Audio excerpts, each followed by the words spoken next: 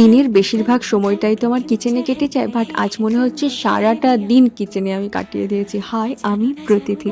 সকালে ব্রেকফাস্টে আলুর পরোটা আর সময়ের অভাবে বেগুনের ভর্তা বানিয়েছিলাম।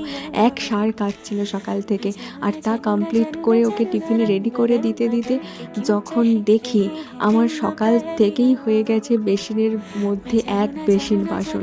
ওকে দেখে ডিপ্রেশনে চলে গিয়ে কিছু ব্রেকফাস্ট করে নিলাম, তারপর আবার চলে এসেছি কিচেনে।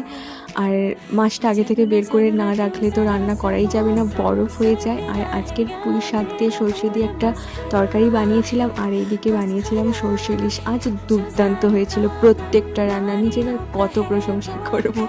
যাই হোক, ম্যারিনেট করে ওটাকে কড়াইতে চাপিয়ে দিয়ে এইদিকে বরবটি আর আলু দিয়ে একটু ফ্রাই করে নিয়েছি। একটু ভাজা না থাকলে তো ভাত খাওয়াই যায় না। যাই হোক, আর এইদিকে আমার সর্ষে ইলিশ রেডি। আর সর্ষে ইলিশ অসম্ভব সুন্দর হয়েছে প্রত্যেকটা রান্না, কোনো খুঁত ধরা যাবে না। আজ 3 দিন পর রুমের বাইরে বেরিয়েছি, এত ব্যস্ততার মধ্যে কেটে যাচ্ছে সময়গুলো, কিচ্ছু করার নেই। একটু মোমো খেলাম, কাজ ছিল সেই জন্য বেরানো। আর মানুষের জীবনে সুখ শান্তি থাকলে ইচ্ছে করে মানুষ জ্যামে পড়ে।